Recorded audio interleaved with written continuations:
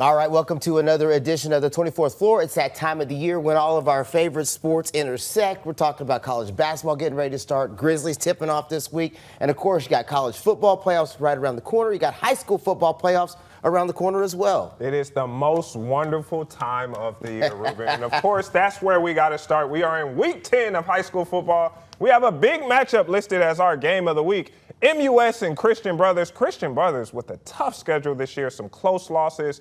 Looking for a chance to get back in the win column. We are joined now by the head man in charge for the Purple Wave. Welcome to the program, Mr. Thomas McDaniel. Appreciate you. Coach, appreciate you being here. I think we should start with a little bit of controversy and drama. Can we get that three-shot real quick? We want to go ahead and make sure this is for all the people to see.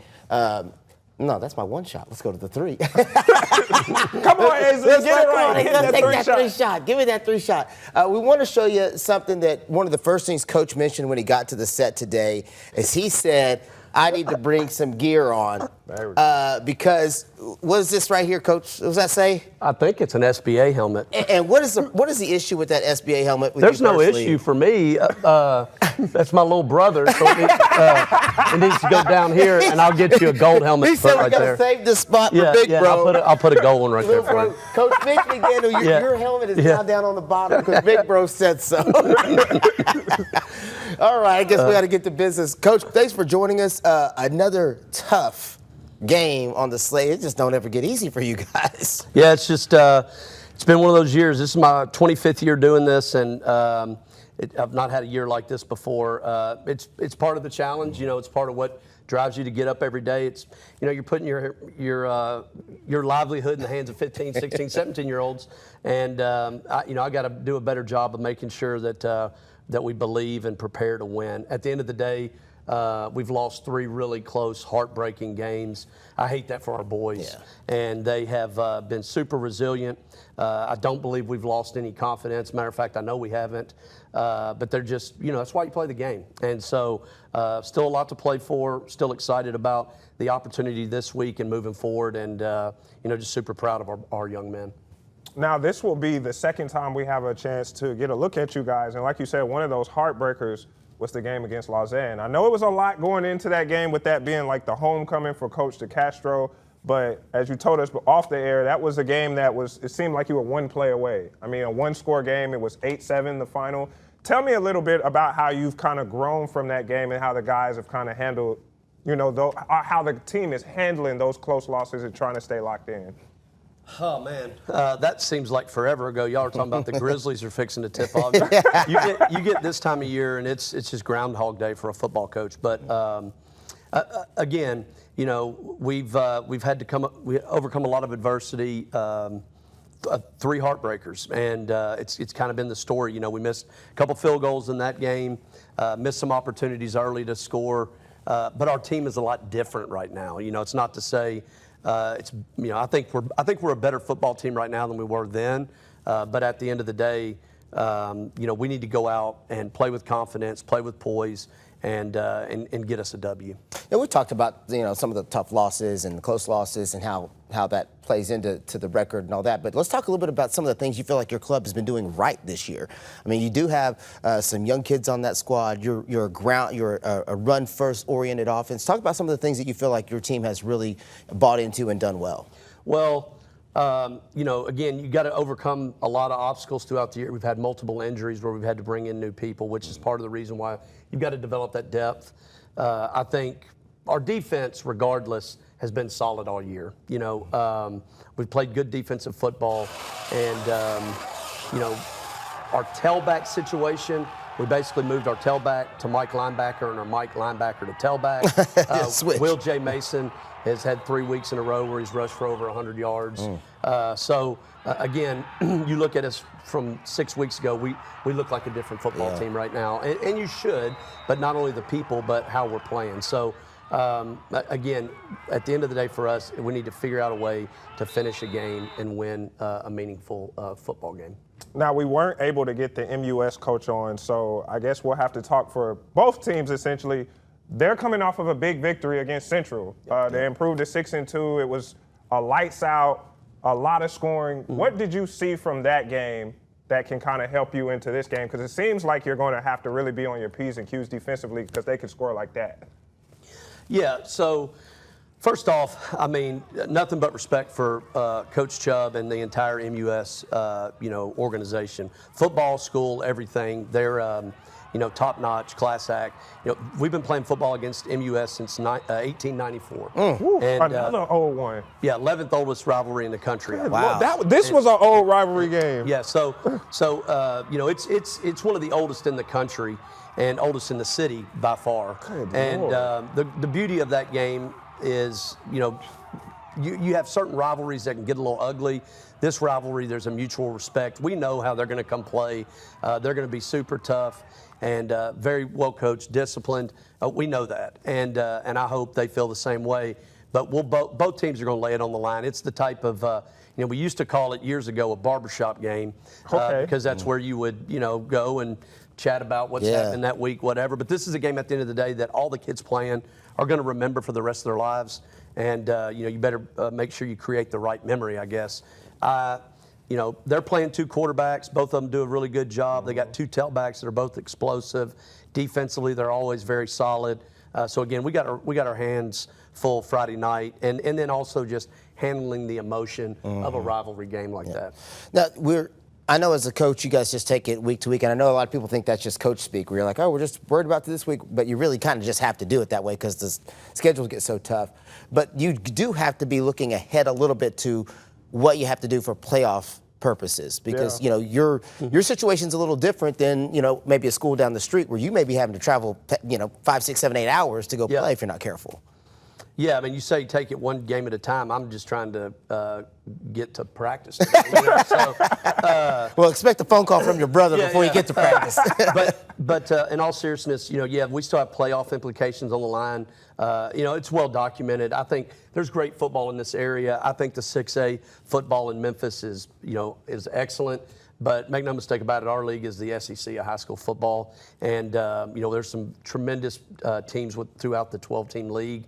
And depending on what the playoffs look like, you have to get on a bus and potentially go to Chattanooga. And, you're taking 100 kids across the state and doing it in a day. It can wear on you mentally, physically, and financially. Yeah. So, again, we need to try to take care of what we can do to win this game. All that other stuff aside, this particular game is, you have to figure out this is the one that matters for the community. And again, I love that. It's great to be a part of something so special. There's bigger things than just winning the MUS game. But this is one of those games that you kind of take everything else, toss it out. It doesn't matter. It's going to come down to that 48 minutes. Now, something I love about you all is the crowd. Like, I remember when I went to that Christian Brothers game we just showed, I was telling Ruben, like, the facilities here is beautiful. It's like a college, what I'm saying? And then it's like the crowd, and you see the smoke in the video, and then all the purple. Just tell me about how a Friday night is for you, because I know you got a whirlwind of things going on in your mind, but I know when it comes to this game, you'll be happy to be like, at the end of the day, at least we're playing in front of our home crowd. Yeah, I mean, mine's kind of doubled because I'm the athletic director too. So the stuff that goes through, the stuff that goes through my day on a Friday is, it's a lot. But look, I've been there 11 years. I didn't go to school there. I'm not Catholic. Our school is 150 plus years old. We have middle school boys coming to us from over 50 different schools every year. Good so Lord. It's a tremendous melting pot of the entire Mid-South area. A lot of diversity, and I say that socioeconomically, religiously, ethnically. It's a true melting pot, and it's a special place. It's in a great spot in the city too. It's in a great spot, and it's for all boys. And so, because we've been playing football so long, because the school has been here in Memphis since 1871, a lot of pride. Yeah. And they love their Friday nights, and so it creates for some awesome atmospheres. It gives our boys a chance to play in what really high school football is supposed to be, and it makes it fun. And it's part of the school experience for, we have 730 boys in our school, 150 of them play football. All the others are there on Friday. That's when the girls get to come on campus. And the boys love Friday night. The band gets to perform. So it's just a lot of special things during those Friday nights. All right, Coach, we know you got a lot to do today. We appreciate you taking the time. Just know I'm going to be out there Friday at 5 and 6 looking for food and football at the same time. Gotta get his food in. Yeah, you don't get this dad bod by nothing, Richard. It takes time and effort. Hey, man, right? I'm going to be 175 my whole life. All right, let's get you caught up. Don't forget, this is our game of the week. We're talking about Memphis University School, MUS. Going to be at Christian Brothers. That is going to be our game at 5 and 6. We'll be live with sports and weather at 5 and 6, plus complete recap of the highlights coming up at 10 o'clock on Friday night. You won't want to miss it. Coach, again, thanks again for the time. Before we let you go, here we go. You were telling me before that they call themselves the Brothers and No, the I asked Purple him. Wave. He said goes by Well, it's Purple Christian Wave. Brothers, and a lot of people refer to it as the Brothers. See? Which I think that's cool, but we are the Purple Wave. So, the Brothers. Okay, full disclosure, my wife took my sons to go watch a game there, and she texted me, and she's like, are you sure they call themselves the Purple Wave? And I was like, I think that's their mascot. He's not wearing purple, and she so was I like, get it. they call themselves the Brothers. Everybody's just saying the brothers. And I was like, well, that's kind of cool. Yeah, we need another segment for this. All right, let's get you out of here. Time for our first break. Yeah, when we come back, we are going to break down Memphis's road trip. Actually, they're back at home against USF, and we're going to talk about that when we come back.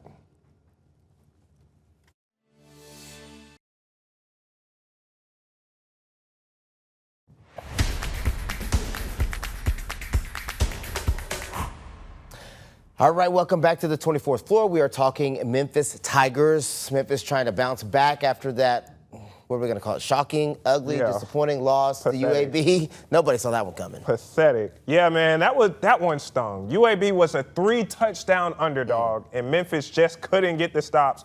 Gave up over 200 on the ground and let that one slip away, Ruben. So now the Tigers have to regroup. They got to do it fast because now you're talking about South Florida coming to town. That's going to be a tough one. The Bulls are 6-1, undefeated in the conference. They're going to be a tough matchup. Let's talk a little bit about that. Yeah, their quarterback, Byron Brown, one of the most electric dual-threat QBs in the country. This kid can throw it. He can take off on you just as easily. Memphis still sitting at 6-1, though, Ruben, but now they've got to prove that UAB loss was just a fluke. It's a huge test coming up on Saturday on ESPN2, but what did you see from this game that kind of like disappointed you? I saw a Memphis team that didn't seem to be focused. Too many mental errors, too many defensive stops that didn't get taken care of, too many third downs that were third and long, too many negative plays, all of those types of things that play into you end up eventually game. I turned it on and it was 7-7 and I thought, oh man, why is it 7-7? And there was a part of me that thought, we're going in, because we spoke about this before going in. You fire your head coach at UAB, you get in the interim coach. That does sometimes light a fire under the players. And the second thing that it does is it makes it hard for the coaches to game plan against you because nobody knows what you're going to do. You haven't coached the game yet. The dude who beat him had never coached a college game ever before as a head coach. And so nobody knew what to expect. And I think that may have hurt him a little bit. And I think they just overlooked UAB. Yeah, and if we could clear that lower because it says face UAB in a key road test. The thing for me with the Tigers is I was mainly watching the Ole Miss game that Saturday, and then I tuned into the Tigers in the fourth quarter. And then I was looking at the score. I was like, is that score real? Yeah. And then when I was able to kind of get my eyes on it, I noticed that Brendan Lewis was out. And so A.J. Hill, he stepped in, and he did decent in my opinion. But now you've got certain people in the Tigers fan base who says, should A.J. Hill be the permanent guy? And for me, Ruben, I don't really like that per se because Brendan Lewis has done an admirable job, and he gets hurt. Now you want to pull him. But I get it. I mean, you've coached football. When you have a guy who rides the hot hand, and I know why you're making that face because of how it was about Trinidad Chambliss. But I always thought that Trinidad Chambliss was better than Austin Simmons. I don't think A.J. Hill is better than Brendan Lewis. I'm raising my hand for a question. How can you sit on both sides of the coin? Because I watched these guys. See, Trinidad Chambliss came in and played perfect. How did Trinidad Chambliss get into the game? Because Austin Simmons got hurt. But That's guess what? But what's the difference? Trinidad Chambliss won. Yes, I agree. A.J. Hill lost. I'm just messing with you because it sounds so funny because you know that I'm thinking, come on, bro, it's the same argument we had with Austin Simmons. No, it's not because Trinidad Chambliss got in and they won. A.J. Hill gets in and they lose, and he did not look good on that last drive. To A.J. Hill's credit or discredit, whatever you want to say, that game should have never been close. So when A.J. Hill comes in, the game should have never been close, ever, in the beginning, from the very beginning. Special teams, defense, offense, none of it. Should have never been close. And so I don't think A.J. Hill should be the permanent quarterback. I think Brendan Lewis should be playing when he's healthy, as soon as he's ready to go. I think the big question was, why was A.J. Hill in to begin with? Because originally throughout the season, he has not been the backup quarterback. It was Arrington Madden, who we've seen more in spurts at times. And so I know the question for Silverfield was, why did you go with A.J. in that situation? Now, is Madden the one who had that long run against that crucial first down against Arkansas? Yeah, that why dude carried wasn't he like in? 6 guys with him to get But that I guess first down. A.J.'s the better passer, and they wanted to go with him in that situation. So It is always tough, armchair quarterbacks, armchair coaches, we always going to second guess everything the staff says and does. We're not in their rooms with them. We don't know what that's like every single day. We're not watching those guys take reps at practice. They know who they feel the most comfortable with. And I can tell you, as a person who's coached kids for a long time, you know if a kid gets it or not, or if a kid is ready or not. And you know when a kid is not ready, you know that you can't put him in that situation. Even if you think, man, I'm hoping he gets ready, he may not have been ready. And for all intents and purposes, we can cry about UAB all we want, but South Florida is coming. Yeah, and they bring are that pressure. Coming to win, because now they see that they are I believe they're the only group of 5 team even ranked with an opportunity to get to the college football playoffs at this point. So South Florida is coming on a mission. Yeah, so I think we have to address the elephant in the room, as this was a missed opportunity for Memphis in a multitude of ways, because if they would have beat UAB, then you look at this matchup against South Florida, that is your opportunity to really show the world that you belong to be in the playoffs. And now, of course, they get this win. It would be good, but now it doesn't have as much juice on it, because you're talking about what we thought would be the 2 top AAC teams. Now, we did talk about this, Ruben, off air. I think whoever wins the American Athletic Conference will make it to the playoffs. So there is still a pathway for Memphis to get into the playoffs. Do you and I see it? Probably not, but it starts with this game against South Florida. It's not that it's hard. It's not. I think they got to win 2 out of 3. They got to win out. So you got Navy, who's undefeated, South Florida, who's undefeated, and Tulane, I believe, who's undefeated still in the conference. Those are all 3 undefeated teams in the conference. And Memphis still has to play those 3. 3 of their 5 games are against the undefeated teams in the conference. So in my opinion, you probably have to win 2 of those, of the 3, to have a chance to be in the championship game, the conference championship game, then to have a chance to be in the conference, in the group of 5 in the college football playoffs. If you lose 2 of those 3, you have to have a lot of things. Now that it's not in your control anymore, now the destiny is up to the football gods and what happens. And it's just another season of looking forward to a bowl game. And in this 12-team playoff, that's not what it's supposed to be about. That's why I've always been an advocate for the 12-team playoff, because it gives the Memphis the opportunity to play for something more than a bowl game. And you heard Silverfield say it, that that's not the expectation anymore to make a bowl game. So if they lose this game, Memphis fans might as well be like, all right, well, what are we doing for the bowl game? Yeah. If they lose this game, it's probably a wrap. If they win, it probably jumps them back into the top 25. They can get back into the conversation about the group of 5.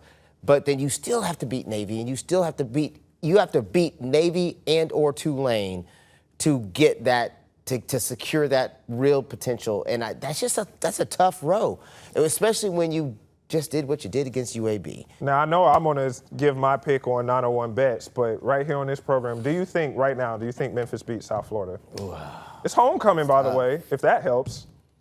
I think homecoming always seems I think that those top 4 teams in the American, South Florida, Navy, Tulane, and Memphis, I think that on any given day, any of them could beat each other. I really do. I think they're that close in what they can do statistically and just with their rosters and their personnel and their coaching and all that.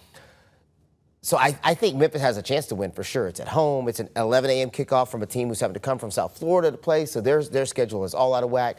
I think if you're going to beat them, that's the perfect time to beat them. If it's a 6:30 game, a little tougher. That 11 a.m. game, it plays in your favor. You're sleeping in your bed. You've got your normal practice. I say Memphis wins. Oh, you're going to give a score prediction. 28-23. I'm staying away from scores. I'm not picking a score.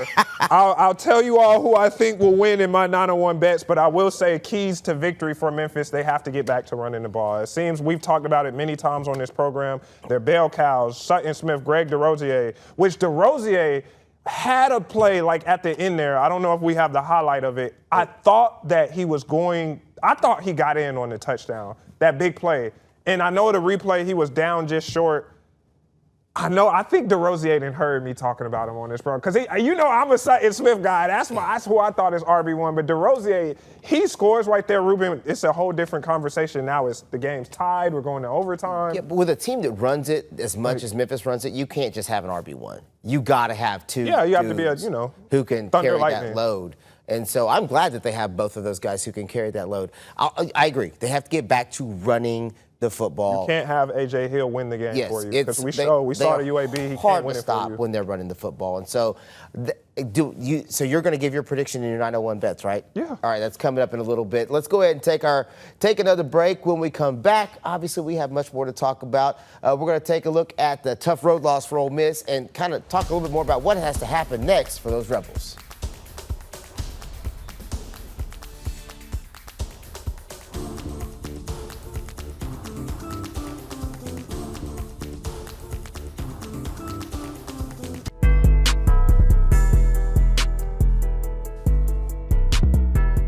All right, welcome back to the 24th floor. Big weekend ahead in college football, and Ole Miss right in the middle of it. The Rebels hit the road to Norman, which for me is a place I really do not like. I'm sure y'all already know, but they early kickoff against number 13 Oklahoma. Yeah, it's going to be a tough one. That stadium is rowdy.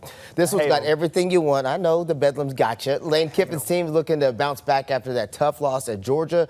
They had the lead going into the fourth quarter, but things unraveled late. Now they got to regroup fast because they're going to be playing one of the best defenses in the country when they play the Sooners. No doubt. Oklahoma's defense has been lights out. Number one in total defense nationwide, but Ole Miss can still score with anybody. This is one of those strength-on-strength kind of games. Ruben, this time I'm going to let you introduce our guest because you always got something to say when I introduce our guest. That's because you're usually singing or something when you do it. And to continue the conversation about Ole Miss, you can't talk about them without having this guy right here in the conversation, the host of the Locked On Ole Miss podcast, which you can catch on the 24 Plus app, YouTube, or wherever you get your podcast. We're talking, of course, about Stephen Willis. Give him the clap. Yes, sir. Hype.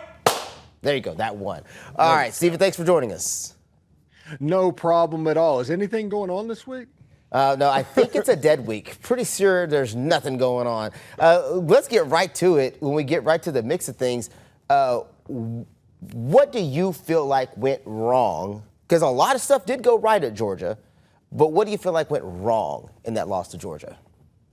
I think whatever they thought the game plan needed to be defensively against the Georgia offense, it was just a poor choice. They tried to do a lot of the drop 8 stuff that they did against the LSU Tigers early in the year.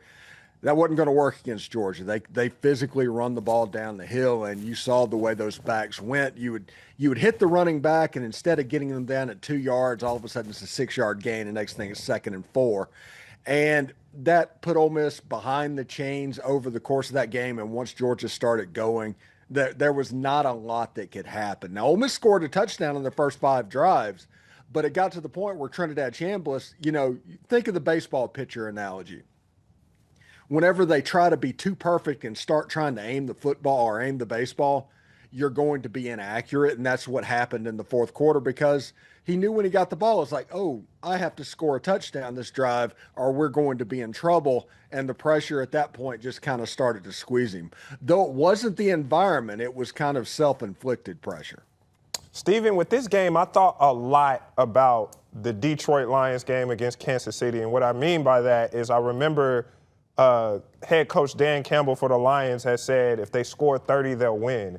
And so going into this game, I was thinking, okay, if Ole Miss scores 30, they should beat Georgia because of the offense and the defense will make enough stops. But that just did not happen. Would you like to say that this was kind of uncharacteristic of a Pete Golden defense? I would like to say that, but we saw this defense before. The Arkansas game happened. So this is moving dangerously close to a trend this season. Now, The good news for Ole Miss is there are exactly 3 teams on the schedule that can do what just happened, and that is Georgia and Arkansas. Ole Miss saw 2 of those already. The next one's Florida, which doesn't have a head coach at the moment that can do the physical running style game. So those are the 3 worry games about unlocking this Ole Miss defense. Now, the question will be against the Oklahoma Sooners when Ole Miss goes up there. They struggle running the football. They are more similar to LSU than Georgia. You can do a lot of the drop 8 stuff, but I think with John Mateer being healthy, not healthy, whatever, throwing the football with the chance of rain that is going to be in the air as well. You know, gripping a football with a surgically repaired thumb could be problematic in the rain. I think that Ole Miss is going to try and heat up Mateer in this game, and I wouldn't be surprised if you saw even some man coverage at time to time. Now, Mateer can run it, though. He's not afraid to tuck that thing and run 8, 9, 10 yards pretty consistently with it. Do you feel like that could cause a little bit of a problem, though, for the Ole Miss defense? Because you said it perfectly. It's getting dangerously close to a trend of a team that we've seen this in the past, great on offense, average on defense, or great on defense, average on offense, when you really need both sides once you get to the college football playoffs.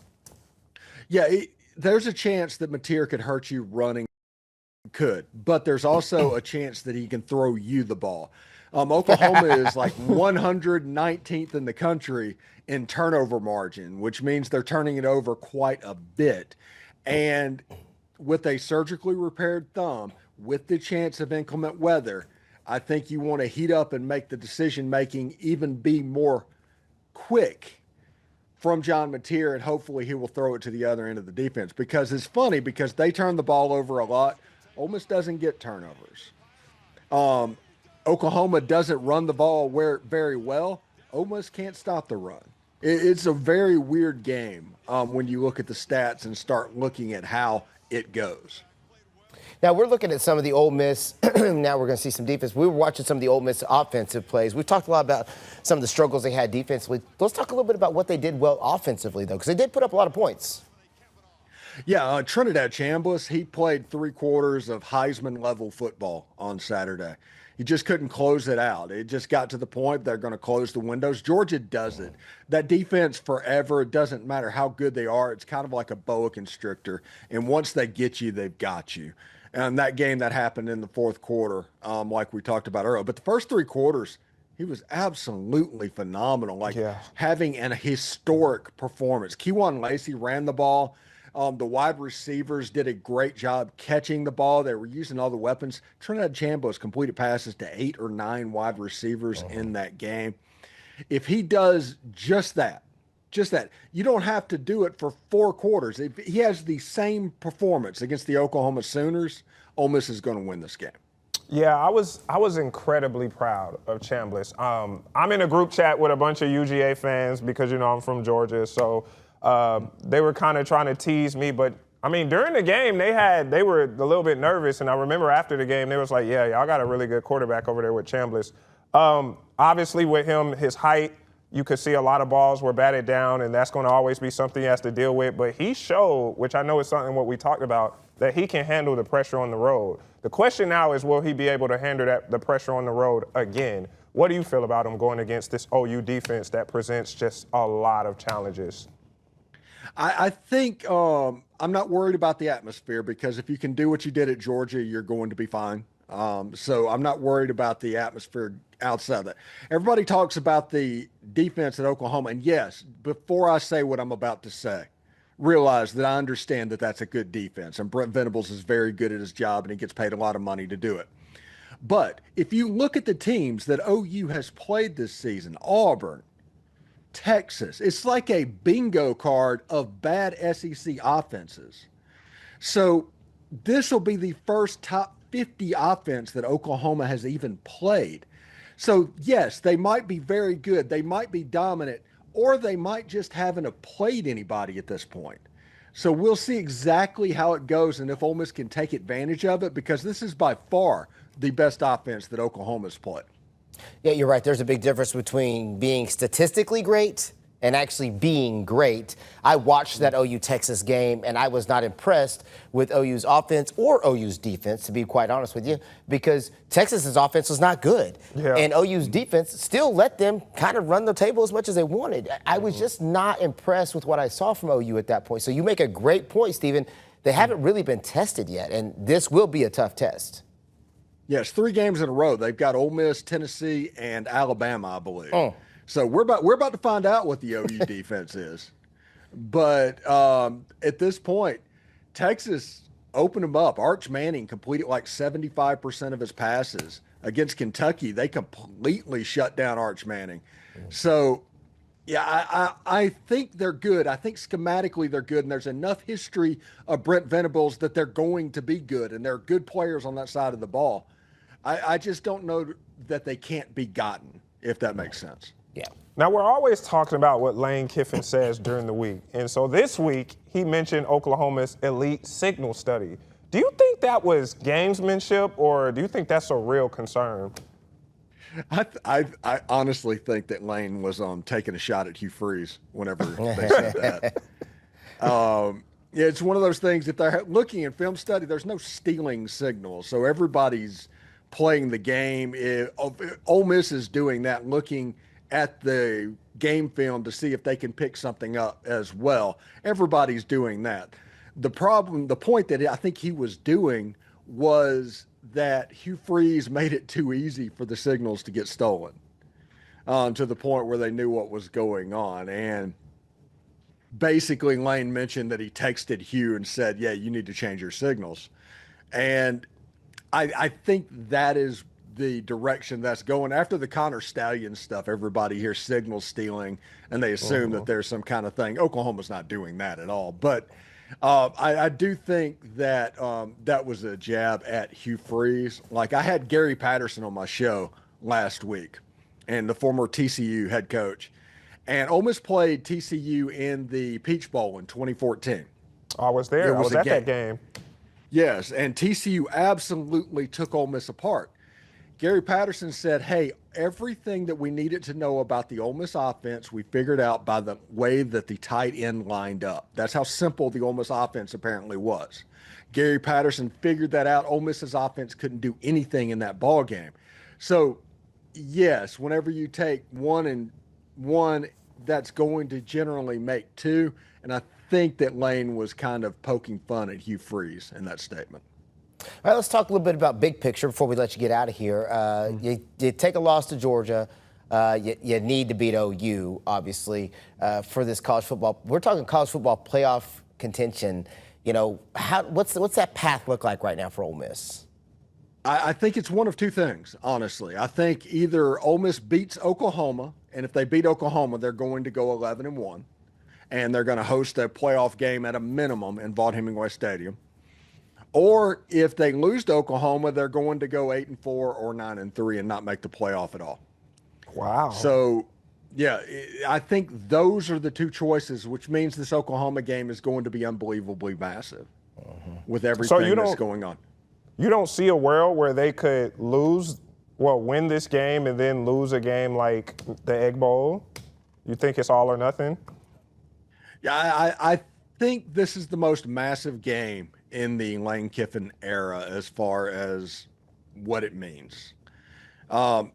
If everything that is going on in the background, all of this noise around Florida right now that you're seeing all over X, it's going to get louder with the loss at Oklahoma, because the only card that Florida can play in that, and the only way that they can do that other than doing like the Enron math and all of that type stuff, is that you can't win a title at Ole Miss. You can't win a championship. Come to Florida, you can do that. Well, if Ole Miss beats Oklahoma, they're going to go to the playoff, and that argument is gone forever at that point. But if Ole Miss loses to Oklahoma and loses and not makes the playoff, that argument gets louder and louder and louder and louder. And that's the reason I think that the pressure is going to build to where Ole Miss can't win the last 4 games in the season. Statistically, they can. It just doesn't seem like something that's going to happen, because this pressure is going to get ratcheted up each and every single week. And if that happens, I saw 2022. I saw what it looked like. And the last time that Ole Miss went through something like this, they got absolutely curb stomped against Arkansas. Mississippi State beat them on their home field.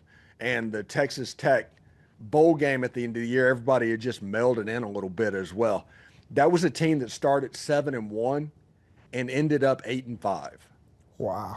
So let's talk, Stephen, before we get too deep in that, for the people who aren't aware, all the noise that you're talking about is the fact that the Florida head coaching job is now open, and one of the big names that's been slid in there as a possible replacement is Lane Kiffin. So talk a little bit about that for the people who maybe don't realize what that noise is we're discussing. Yeah, all the talking heads, especially the national pundits that know what's going on and all of that, they'll say, hey, Florida's a much better job than Ole Miss. Florida is everything that you would want. They don't mention the fact that all of Ole Miss's coaching staff, I think, that makes more money than the Florida coaching staff. Lane Kiffin makes more money than Billy Napier did at Florida. Ole Miss has won 10 games 3 out of the last 4 years, more so than Florida. And Florida has fired their last 4 head coaches after 3 years each and every time. So they're going to argue that it's a better job. It is a better brand. I will freely admit that because of what Steve Spurrier and Urban Meyer built. But in 2025, no, Florida is not a better job. But the noise around Florida in social media land, they're going to be louder and louder and louder in saying that they are. And eventually, if you say it enough, people will believe it. Yeah, it's crazy how. I mean, I've believed me personally after watching that documentary on Lane. I don't think he'll ever leave Ole Miss. I think if he were to leave for another college, it would be Bama. And I know there was noise around DeBoer earlier this season, but now they've got it together, so that's probably not going to happen. I think when Lane's kids graduate, there might be some more teeth to him moving. But after watching that documentary, I would think that the only thing he would leave for besides Bama would be to go back to the NFL because of unfinished business. And so for me, like thinking that you got to wait till the kids graduate, I mean, that's going to be a while. So he's going to be in Oxford for a minute. Yeah, and the rumor is that Ole Miss is working on a contract that would put him somewhere in the top 3 head coaches in college football. Well, that'd be the smart thing to do. Yeah. So money's not a factor. If Lane Kiffin decides he is going to go to Florida, it's not because of anything that Ole Miss did. Mm-hmm. Yeah, well, Stephen, we know we've kept you for a lot longer than we normally do, and you've got other stuff you got to do, so we're going to let you go ahead and get on about your business. But tell the people one more time how they can watch Mr. Stephen Willis if they want to ever get caught up on their Ole Miss information. Yes, go to the YouTube page, Locked On Ole Miss. We do a podcast every morning. We have extra videos with former players and experts. The most perspectives that you can have around Ole Miss football, we like to do that every single day. You can catch us on our audio feed as well, Locked On Ole Miss, with all kind of good information as well. So we put that out, and we're getting ready to go ad-free and add a whole bunch of really cool stuff in December. So we'll pay attention. We'll keep you up to speed on that. Awesome. Thanks a lot, Stephen. We appreciate your time, brother. Appreciate it, man. All right, we are looking ahead at the Grizzlies game tonight as senior analyst Mike Wallace joins us after this break. The new 5 for Detroit. A spray out and a Caldwell Pope 3, bango. 55% the distance a year ago, and the Grizzlies 5 for 5 from 3.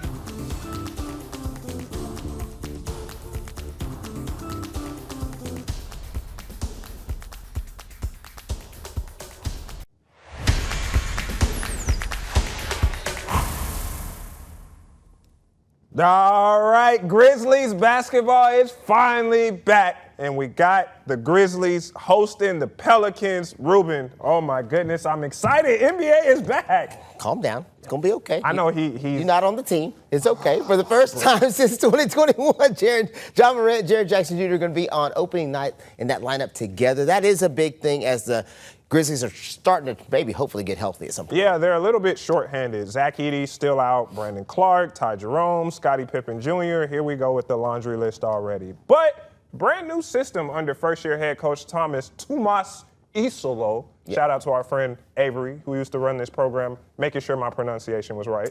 Yeah, so, but the question becomes, what can we expect from the group? What can we expect to see when they hit the court? Joining us from Grind City Media, Mr. Mike Wallace, who's been around this team throughout the preseason and team camps and everything else. Mike, thanks for joining us. Hey, anytime, man. Thanks for having me, guys. Looking forward to a new season. So what's your sense of where this team is headed? I mean, when you look at the offseason, a lot of teams in the Western Conference were making moves. I mean, the Rockets going out and getting KD. But you look at the Grizzlies, the one big move was the Desmond Bane trade, and you sit there and you're like, that's it? So what do you feel about this team? Well, I mean, that one move triggered another couple moves after that. That move gave them the draft capital to get into the lottery, not just this year, but also potentially next summer as well, too.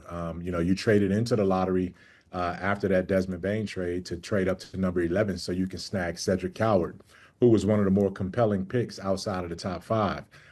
You also had some flexibility there that allowed you to, obviously pay Jaren Jackson Jr.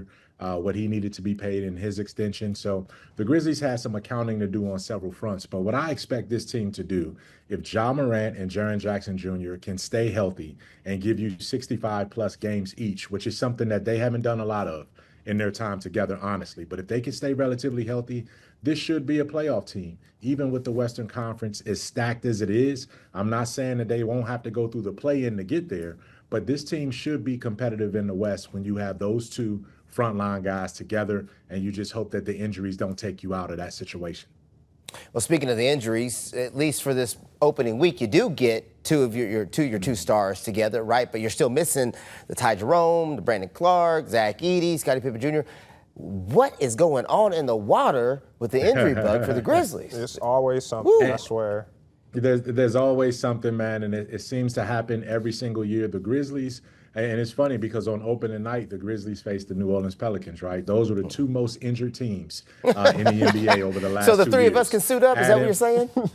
Absolutely. And then the Grizzlies also play in the opening week, they play the Miami Heat. So between the Miami Heat, the New Orleans Pelicans, and the Memphis Grizzlies, those are the three most injured teams that the league has seen almost historically in terms of a 3-year stretch. That's not conducive to winning. That's not conducive to program building. So Thomas Isolo has his hands full when it comes to establishing, what his identity is, what his systems are on both ends, and reestablishing that culture. But you can't do anything about injuries except for to recover from them as quickly as possible and to just keep moving forward. So it looks like the Grizzlies starting lineup, what they'll rock with for the early going is Ja, KCP, Jalen Wells, Jaren, and Jock Landale, with Edey still being hurt. How do you feel about that lineup? It looks like it's a little bit of a mix of young guys with Jalen in there and with Jock in there, but then still obviously Ja and Jaren. I mean, it's a different feel now that Bane is out. How do you personally feel about that lineup? Well, this team has grown up. You know what I mean? Jalen Wells, as a second-year player, is the youngest player in that starting 5. Everyone else, even Jock Landale, he's new to the Grizzlies, but he's been a journeyman in the NBA for a few years now. Jaren and Ja have been together now for 7 years. Kenny Caldwell-Pope has been around the NBA for 12 years. So you have a level of maturity right there that grows this team into the next iteration of whatever they're going to be. Now, when you go to the initial bench, at least to start the season, then it gets really, really young. Javon Small and Cedric Coward are 2 rookies coming in. Then after you go beyond that, Santi Aldama gives you a veteran presence from that standpoint. And then when Ty Jerome comes back, he also becomes another veteran that you throw in, Scottie Pippen. So the bench is sort of the mixed bag. It's the starting 5 that you feel secure about, especially once Zach Edey gets back in and solidifies that center spot. Now, everybody's always interested in rookies, how the rookies are going to develop, are they worth the money? Talk a little bit about Cedric so far. I mean, I knew early in this, maybe the first preseason game, didn't have the best shooting game, then the next game maybe a little bit better. What's his progression been like that you've seen firsthand? Well, he's going to get the minutes. He's going to get the opportunity. He's going to have to grow through these sort of growing pains. Javon Small actually has been more productive as a second-round pick than Cedric Coward has as the lottery pick, and that's fine. I've seen this happen before. I've been around the league a long time, covered a lot of teams, and I remember specifically an old Grizzly, a guy that Grizzlies fans will be familiar with. Mario Chalmers came in as a second-round pick, and pretty much outperformed Michael Beasley in Miami when they were both in the same draft in that first year together. So, you see this sometimes, but as it relates to Cedric Coward, you want him to continue to be defensively competitive. You want him to build on his lessons and his mistakes from game to game and show that confidence and sort of that maturity to understand his limitations, but to embrace the things that he's good at and continue to do that as well. He's going to be a defensive guy first, an energy guy second, and create some disruption around the rim and try to be a finisher. And then that offense will eventually come. This guy's only played 6 games at the college level last year because of that shoulder injury that requires surgery. So he's still trying to get his bearings and get his sea legs under him. So a couple of things I want to hit on. First, I love the Mario Chalmers reference, but you got to be careful around these parts because he's the Tigers killer. Remember the three-pointer movement against Kansas? So yeah, as soon as you brought him up, I thought of that. Now going back to the rookie, Cedric, I kind of feel a little bit pressure for him because I know a lot of what I've heard about him, and I'm sure you've heard this, Mike, is they compare his game a lot to Michael Jordan at UNC. Don't do that. Don't do that. Don't do that. I'm sure you've heard that, Mike. You've seen the MJ at UNC comparisons. The unfair comparisons there, the Michael Jordan and Cedric. I don't think you could ever do that to that kid. He's got to take see time. It a little bit because remember they did it to Victor Oladipo when he was at IU, and you can see Coward reminds me a lot of Oladipo at IU, but still when you talk about MJ, he reminds me more of Cedric Sabalos than Michael Jordan, right? You know what I'm saying? Is it just because of the day? No, the long arms, defensive-minded, wasn't an elite offensive player for a long time. I mean, in the NBA, it takes a while. If you're not an elite scorer, and Mike, you can attest to this, if you're not already an elite scorer, it takes time to become an elite scorer in the NBA. You don't just do it overnight. No, you don't. I mean, there are very few guys, and I've been covering this league. I've been around this league now for almost 25 years, right? And, the bottom line is that there are very few guys that come in and are just absolutely amazing scorers. The ones that quickly come to mind, Kevin Durant came right in and was an absolutely amazing scorer. Dwayne Wade came in and was he found his way as a scorer. Allen Iverson. But we're talking about Hall of Famers, right? We're not talking about guys that are just, projected to have solid seasons. I never bought into the Michael Jordan comparisons with Cedric Coward, number one, because Cedric Coward has never played against top-level college competition, coming from the D2 ranks and then getting to Washington State. By the time he got to Washington State, they were already out of the Pac-12. So even in the 6 games that he played, the competition level was nowhere near what he's playing right now. So can a guy physically have a build of an MJ? Yes, he's 6'6". He's got long arms. He's dark-skinned. Yes, all those things matter. But at the end of the day, you cannot compare anybody to Michael Jordan, Kobe Bryant, or any of these guys, especially if you haven't seen them go up against NBA competition yet. So I know why we're doing it. I know why we're talking about it. But I quickly dismissed that when I saw it. Anybody that does that, it has zero credibility as far as I'm concerned in terms of comps. Well, Mike, thank you for that. First of all, for the flowers for Michael Jordan. I come from the Michael Jordan era, and I want everybody to understand that's a different level of basketball player. All right. So as we get going, and of course the season's just now getting rolling, so all hopes are high. Everybody's got the greatest ambitions. You spoke a little bit about how you feel like this could be a playoff team long term. What do you feel about how Ty Jerome plays into that? Because initially I was like, oh, so you got Ty Jerome. But then I looked deeper into his numbers and I was like, oh, you got Ty Jerome. He could play. Yeah. He can play. This was a guy, fellas, that was a finalist for Sixth Man of the Year last season on a 64-win Cavaliers team that had all-stars in Donovan Mitchell, from that standpoint, and, Darius Garland, right? So, that team had 3 all-stars on it. And he's a winner. He knows what winning basketball looks like. He still was a contributor. He played really, really well in the first round of the playoffs last year when they swept Miami. This guy fits into the system seamlessly, and we saw that in the preseason until he got hurt at the last game of the regular, the preseason coming into the season. So hopefully he can get through this next month of rehab and things of that nature so that calf can calm down and we can see exactly what he has and what he can do in the regular season. But when you talk about a calf strain, you do not want to mess around with that. Just ask Tyrese Halliburton. Just ask, Jason Tatum. Just ask Damian Lillard. The list goes on and on and on and on. We've seen guys struggle with that injury, and it become worse because they tried to play on it. The Grizzlies caught it early. They're going to take a month and let it, calm down, and then see where they are in a month with Ty Jerome. Yeah, that calf strain turns into an Achilles tendon problem real quick if you're not careful. Yeah, and I think if you ask Grizzlies fans what would have been the injured guy in the backcourt, they would have said Ja. But it's funny that we start the season, Ja is healthy, and the people that you got to back him up and be his insurance, per se, in Ty Jerome and Scottie Pippen are hurt. So with that being said, Mike, with Ja Morant being healthy, it seems the conversation around him has been different lately when it comes to top point guards. Do you think this is the opportunity for him to reassert himself as a top point guard in the league and finally show that clean bill of health and no trouble, of course? Not only is that the opportunity, it's the mandate, it's the expectation, it's the standard, it's the barometer. I can come on with more and more adjectives to describe how important this season is for Ja, from that standpoint. This is a young man that is now back into a situation where contract extensions are coming up for him in the next couple of seasons in terms of where he wants to be in terms of a max level player in this league. He has a chance, and he's an all-NBA talent. He just has to put the seasons and the numbers together to be able to go ahead and do it and qualify for it. So this season, the onus is on Jaren Jackson Jr. and Ja Morant to lead this team, this iteration of the team forward, or some hard questions have to be asked if they can't get it done. So, this is I don't want to say it's an all-in season, but it's as close to an all-in season as Ja Morant has faced in his NBA career. I think we'll leave it at that. Mike, we appreciate you taking the time. Again, opening week for the Grizz. Games on the schedule. If you have time, go out, support the Grizz, have some fun down there. We've got to take our quick break. We want to thank again Mike Wallace with Grind City Media for taking the time to speak with us today. Mike, your information and knowledge is invaluable. Oh, we let him go before he can say bye. There we go. All right, time for another quick break, though.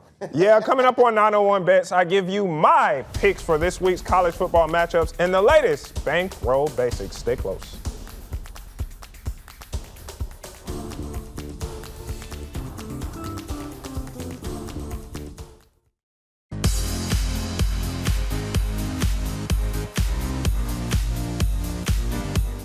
What up, and welcome to the 901 Bets. Think of this as sports betting for dummies right here in Memphis. Now, before we get rolling, quick reminder, if gambling has become a problem for you, hit that Tennessee Gambling Hotline, that number right on your screen, 800-889-9789. All right, y'all, you know how we kick things off with a little bankroll basics, where we break down sports betting terms so you can sound like a pro when you talk your bets. Now, today's word, handle. Now, when you hear a sportsbook or casino say the handle was huge this weekend, they're talking about the total amount of money wagered. Not profit, not payout, just the full pile of cash bet on a game, a market, or even over a whole season. So let's say Memphians dropped $2 million total on the Tigers games. That's a $2 million handle. It's a key number because it shows how much action a sportsbook is seeing. The higher the handle, the more people are betting, and usually the more hype around that matchup. So next time you see those betting reports roll in, remember, the handle tells you how big the crowd really was at the betting window. All right, Memphis, let's hit this week's Bluff City lines. I'm taking South Florida on the money line over Memphis. Now, I know Tigers fans, don't hate me, but right now USF, they're rolling. They've covered in 5 of 7 games and haven't missed when favored by more than 5. Memphis, coming off that rough UAB loss, the defense struggled.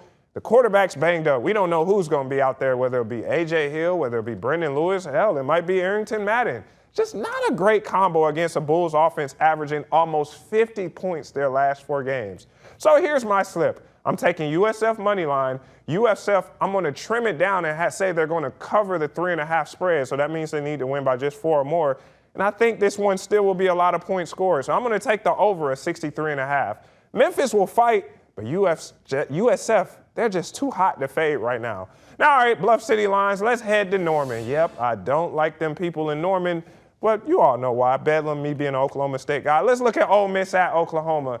I'm going to roll with the Ole Miss hot money line, and it's not just because I don't like the Sooners. It's because, yeah, Ole Miss may have lost to Georgia, but I think they bounce back. Lane Kiffin's offense still one of the most explosive in the country. They score fast. They score often. That tempo is just going to give Oklahoma some problems. Now, defensively, I think they clean it up this week, and I just trust quarterback Trinidad Chambers to handle that crowd and keep them in it. Now, y'all know me. I don't touch Ole Miss spreads. It's on my ban list. So I'm going to skip that per usual, and I'm going to go with the over on the point scored at 51.5. Both teams can score. This one's just going to fly past that number. So here's my slip. Ole Miss money line and over 51.5. That is your Bluff City line. Now, all right, time to check my Bluff City Lions record, and I won't sugarcoat it. Last week was rough. Probably the toughest week we've had since keeping tabs. I let pride get in the way, I must say. The only thing I got right was that UGA money line. The under, wrong. Memphis, everything, wrong. Money line, spread, totals, all off. Bottom line, I went 1-4 for the week, leaving my record at 14-12, just 2 wins over 500. Well, you know what they say. Time to shake it off and get back on track. Let's hope this weekend brings some better vibes. And as always, send me your takes. If you have a betting terminology you're unsure of, send it my way. Want my opinion on a slip or a ticket you might have? Send it my way. And man, if you even want to spotlight your W, we will give you your flowers on this program because we have fun over here, man. At me on X at RD2Sports, text the number 901-321-7520, or just use the hashtag ABC24Floor. But in saying all that, folks, remember, actually, producer Azarite, bring it up one more time so I can tell the people this content is for entertainment purposes only. ABC24 and its affiliates do not encourage gambling. Viewer discretion is advised. Any betting decisions you make are solely your responsibility. We are not responsible for any financial losses or wins resulting from information presented on this program. Now, you may have noticed I didn't have a Bluff City Lions for the Memphis Grizzlies. Well, I got to put my eyes on them a little bit more before I feel comfortable telling you how you should bet on them if you want to take my advice. I just got to see how they look with Ja Jaren in the game. I got you next week, I promise. Time for a quick break. When we come back, it's the best thing we saw. Stay close.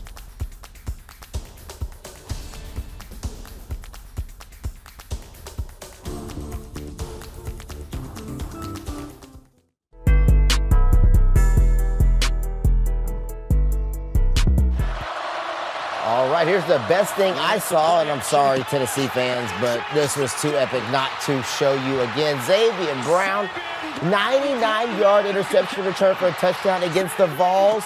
This happened right before halftime. Rich, I'm not sure if you saw this. Right before halftime, Tennessee had the opportunity to kick a field goal or go for one more play before they went for the field goal. Just a bad throw by Aguilar. He just stared down that receiver. It was an obvious passing play. They were in a run formation for no reason. It set them up for failure, and Alabama took absolutely. See, they're in a running formation. They don't have the time. They're out of timeout, so they don't have any opportunity to run. If they run, it's the half's over. They have to throw it. They needed to be in a passing formation, and Xavier Brown made them pay. That's literally the worst thing that can happen. And I'm just watching it over and over again, and I'm like, what is going on? Like, why would they do that? To me, like, if it's not there, throw it away. Yes. Just throw it away. Or and then, you can settle for a field goal. Yeah, it was 16-7. You take the field goal, then Alabama's getting the ball at the start of the second half. It would have been 10-16 at halftime. You come out, you've left on a positive note. You're coming out, you get a defensive stop, and you get to make a run at it. Instead, you give up 7 with like 4 seconds left in the game, in the half, and then now you're completely deflated going into the locker room at halftime.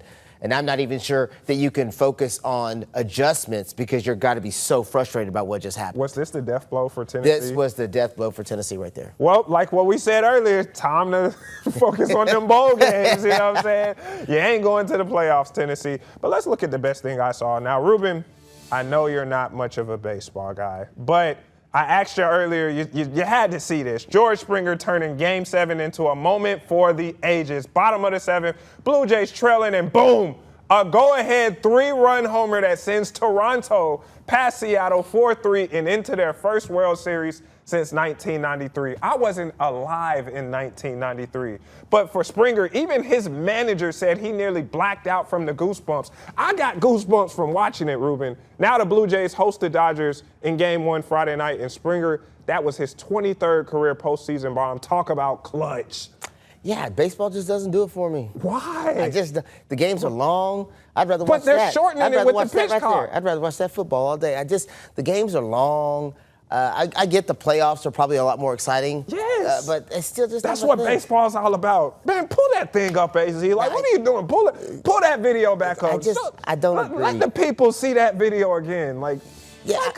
like come on, man. How long did this game take? Somebody tell me how long this game took. 3.5 hours? I don't think it took that long. 'Cause they got the pitch clock. 3:45, like to finally get the epic moment. Don't get me wrong, I get it. People love baseball, and I don't hate baseball. And it just changed the game just like that. I just don't enjoy watching it like that. Yeah. Will you even take your people out to? I mean, you grew up in the Houston area. You didn't go to an Astros game? No, I was a Houston Oilers fan. But you didn't watch the Astros. I Even mean, when they, well, I mean, I watched know you like were Jeff all over the Bagwell, place some of when those they were, guys. like, Yeah, I watched some Astros back Roger in the day. Clemens? Roger Clemens when he was there. I watched some Astros, but I'm not a forgot big that- baseball dude. It's not my thing. So you've never been to a Redbirds game?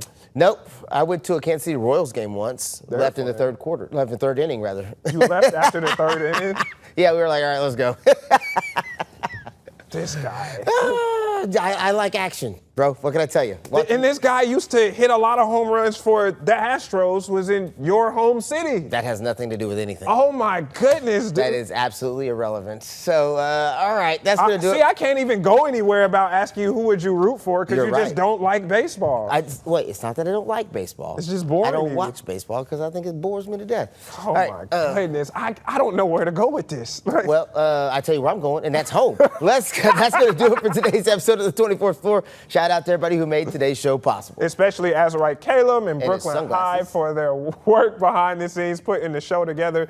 Big shout out to Grind City Media's Mike Wallace. Big shout out to our coach, Thomas McDaniel, Christian Brothers, for joining us. We have so many people on. And as always, our guy, Stephen Willis, talking to us about Ole Miss. Have a great day, everyone. Ruben, take it away. Yeah, we will see you the next time we do this, and hopefully you have a great day. I'm going to enjoy the rest of my day off. See ya.